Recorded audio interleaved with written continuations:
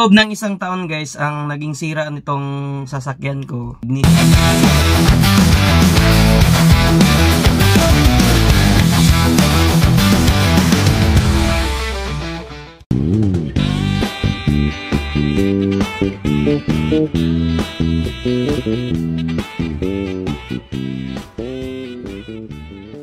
So hi guys, for today's videos ay i-review natin ang ating minivan na nabili. So since nag 1 year na siya,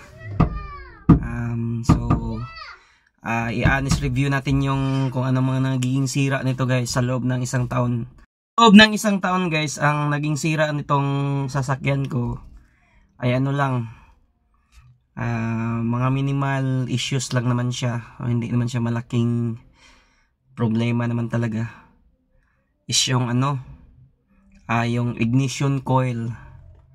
So nung nagbiyahe ako papuntang Zamboanga guys, galing ako ng Iligan City, okay pa siya. Kung estimated na distance nun guys, nasa mga 500 kilometers galing Iligan City. Pagdating ko dun sa Zamboanga City guys, bumili ako dun sa so pumasok ako sa may KCC Mall. Tapos pinarking ko yung sasakyan ko dun sa sa may parkingan ng KCC Mall. Paglabas ko, nag-start ko yung sasakyan ko. Nagtaka ako guys, umandar naman siya.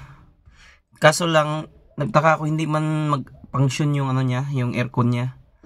Tapos yung takbo niya guys, pinatakbo ko siya. Parang hirap na siya tumakbo. Tapos yung mga pinakamataas lang na speed ng sasakyan na kaya niya itakbo is nasa mga 35 lang km/h. So nagtaka na talaga ako dun guys, kasi bakit parang low power yung sasakyan ko. So noon, ginawa ko, pinacheck ko sa mekaniko. So doon na find out ng mekaniko na yung ignition coil, bali tatlo kasi yung ignition coil ng guys ng minivan.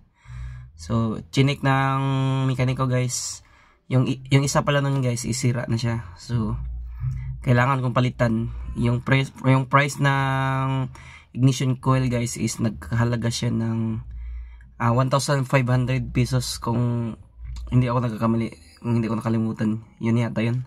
Basta nasa 1,500 guys. Yung nabayaran ko lahat guys is 1,900 kasi ang bayad ko sa guys sa mekaniko is 400 pesos.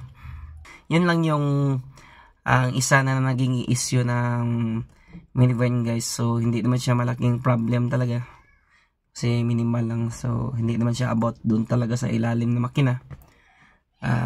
Mabilis naman naagapan kaagad. So sa loob ng isang taon guys, yun yung mga naging issue ko, at pati yung mga guys, yung mga minimal scratches lang siya sa mga pintura. As long as maganda naman yung takbo ng sasakyan until now, simula nung pagka-receive ko ng sasakyan na to guys hanggang ngayon, believe ako sa performance niya kasi napaka-smooth pa rin ng takbo niya.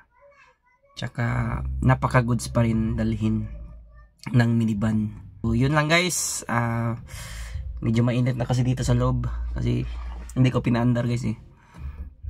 Alam niyo naman, mahihain ako mahihain ako mag-vlog. Lalo na pag sa labas. So dito na lang ako kasi hindi marinig yung boses ko.